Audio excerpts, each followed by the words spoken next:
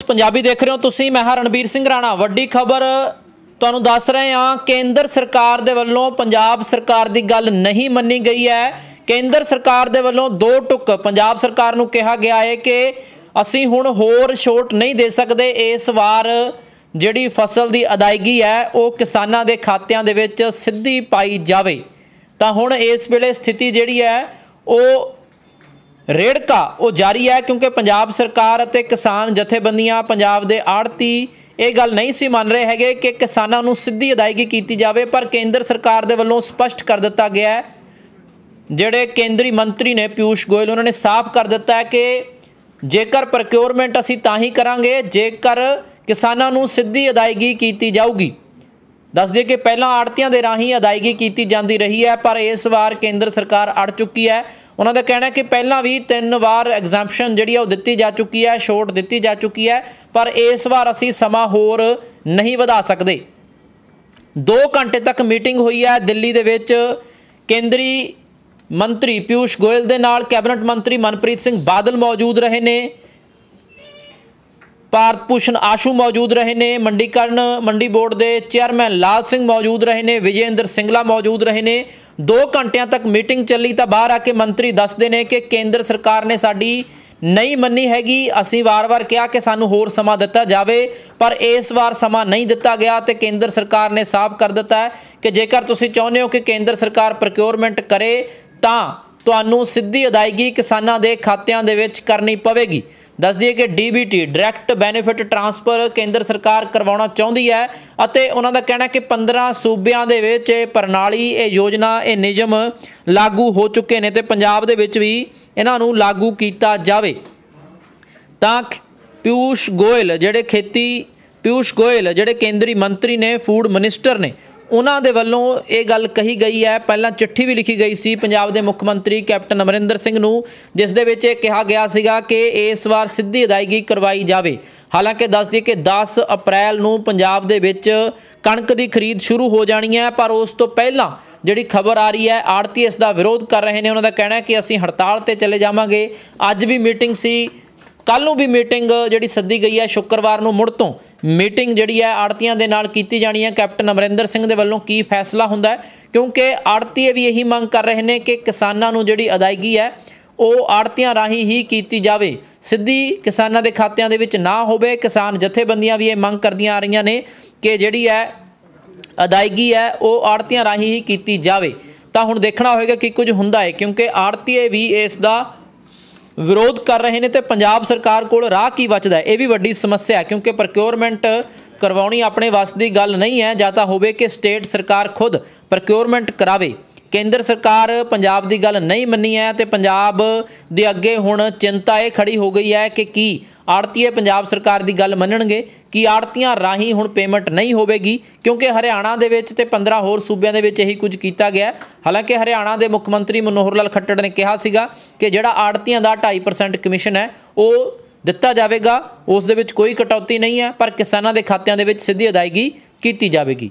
तो दस दिए कि किसानां ते आड़तियां दा रिश्ता बेहद पुराना रिश्ता है। जदों किते लोड़ पैंदी है किसानां नूं तां आड़तियां तो ही जिहड़ी गर्ज है वो सारी जाती है, चाहे विआह का समागम हो, चाहे खुशी हो, चाहे गमी हो, चाहे घर दे विच कोई होर प्रोग्राम हो। पर हुण जिहड़ी चिंता है पंजाब सरकार अगे भी है कि की प्रक्योरमेंट किवें होवेगी। जे केंद्र प्रक्योरमेंट करदा है तां फिर जिहड़ी अदायगी है वो सीधी किसानां दे खात्यां दे विच कीती जाण दी शर्त मननी पैनी है। जे वो शर्त नहीं मनते हैगे तां प्रक्योरमेंट किवें होवेगी। तो दस दिए कि 10 अप्रैल नूं फसल की खरीद शुरू हो जानी है।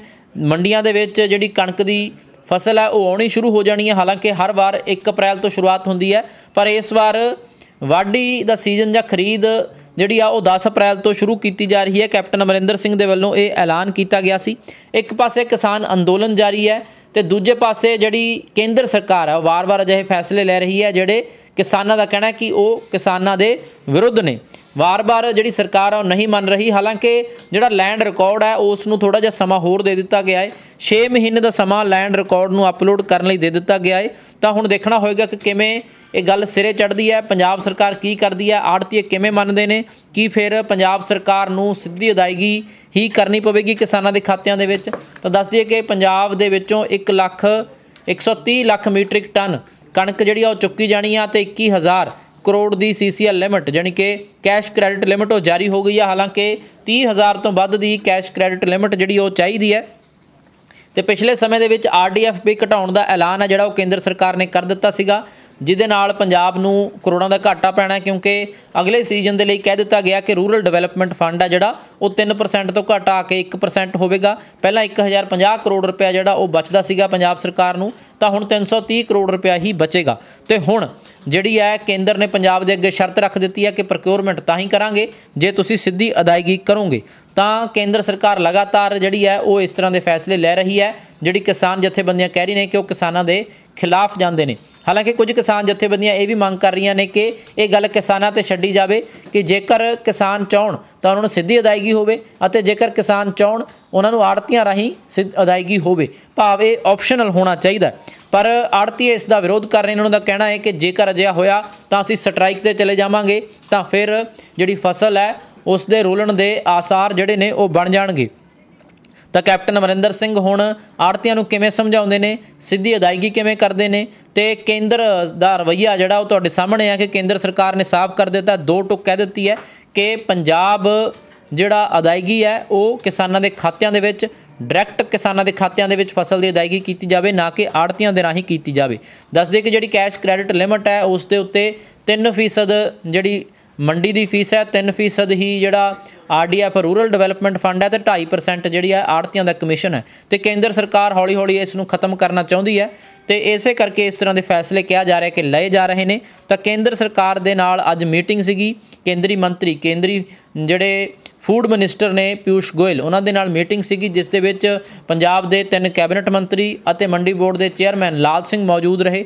2 घंटे तक ये मीटिंग चलती है। तो मीटिंग बेसिट्टा रहिंदी है क्योंकि पंजाब की गल नहीं मन्नी गई हैगी। भारत भूषण आशू मौजूद रहे ने, मनप्रीत बादल मौजूद रहे ने, विजयेंद्र सिंगला मौजूद रहे ने, लाल सिंह मौजूद रहे ने। तो हुण देखना होएगा कि पंजाब सरकार की कुछ करती है, कि किसानां दी फसल रुलदी है जां किसानां नूं दाणा दाणा चुक्या जांदा है ते फसल की अदायगी हुंदी है, ते की इस बार सीधी अदायगी होवेगी जां फिर आड़तियां दे राहीं ही अदायगी हुंदी है, वड्डा सवाल है। फिलहाल इस पेशकश च इन्ना ही। तमाम अपडेट्स दे लई तुसीं देखदे रहो डेली पोस्ट पंजाबी।